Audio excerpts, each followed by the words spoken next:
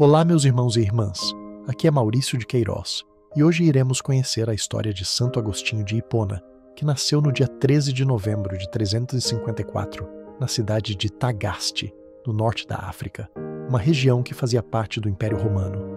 Ele se tornou um dos maiores doutores da história da Igreja Católica, conhecido por sua inteligência brilhante, suas obras profundas e por uma conversão marcante que transformou não só sua vida, mas também a história do cristianismo.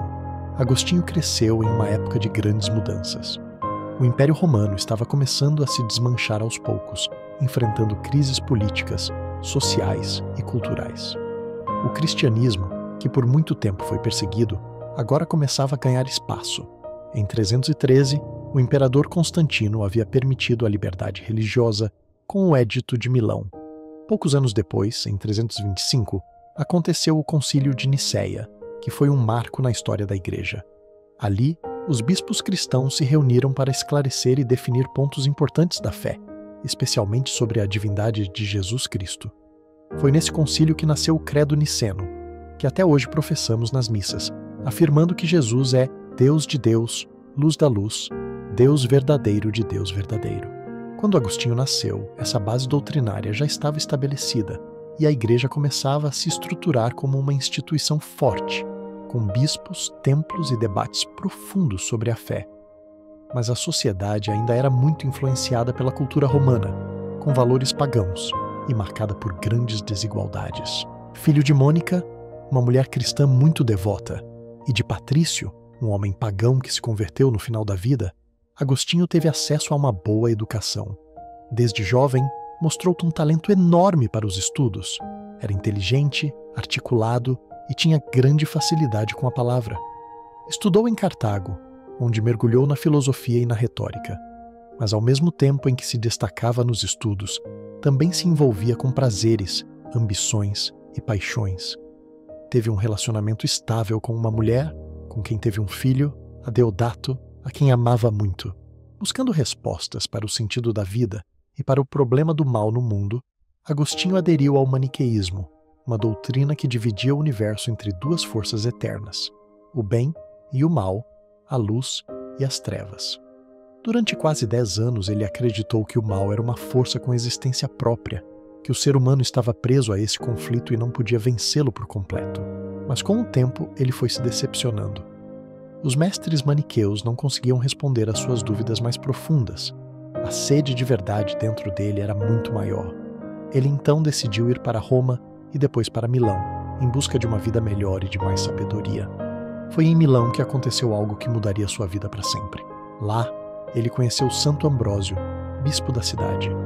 Ambrósio era um homem santo e inteligente, e seus sermões mostravam que a fé cristã não era algo irracional, mas cheia de profundidade e beleza.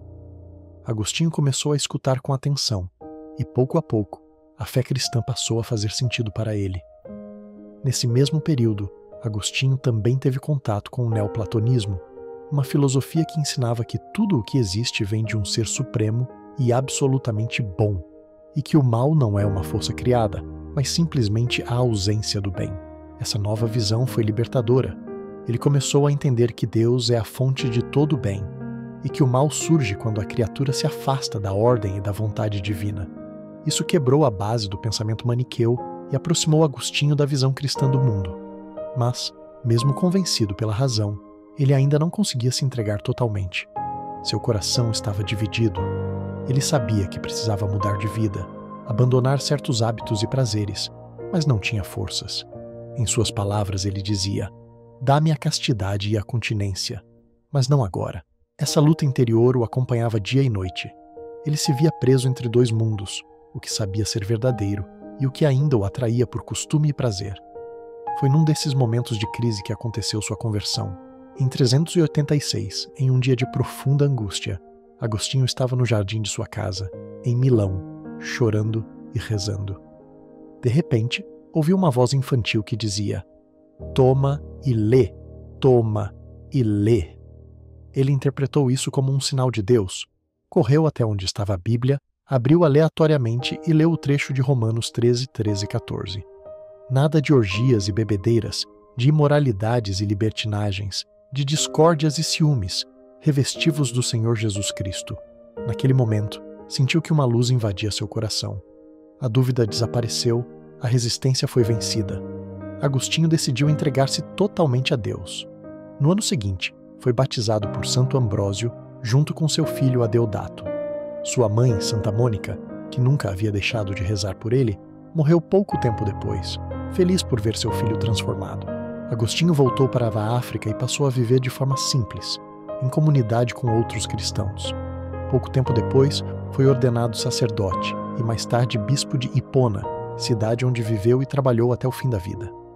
Escreveu muitas obras, mais de 100, entre sermões, cartas e livros. Suas duas mais conhecidas são as Confissões, onde conta toda a sua vida e conversão, e A Cidade de Deus, uma grande reflexão sobre a história da humanidade, vista com os olhos da fé.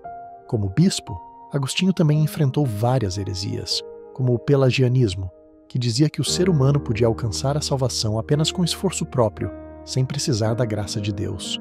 Agostinho respondeu com firmeza. Para ele, a graça é essencial. Sem ela, ninguém consegue fazer o bem ou chegar a Deus. Essa visão ficou tão marcada em sua obra que ele foi chamado, séculos depois, de o Doutor da Graça. Santo Agostinho morreu em 28 de agosto de 430, enquanto a cidade de Hipona era cercada pelos vândalos. Mesmo nos seus últimos dias, quis estar em oração, mandou escrever os salmos penitenciais nas paredes de seu quarto e se preparou para o encontro com Deus. A vida de Agostinho é mais do que a história de um grande pensador. É o retrato de um coração humano em busca de sentido, de paz e de Deus. Ele passou por dúvidas, erros, paixões e quedas, mas nunca deixou de procurar a verdade. Quando a encontrou, não hesitou em se entregar. Sua famosa frase continua falando com força aos nossos dias. Fizeste-nos para ti, Senhor, e o nosso coração está inquieto enquanto não repousa em ti.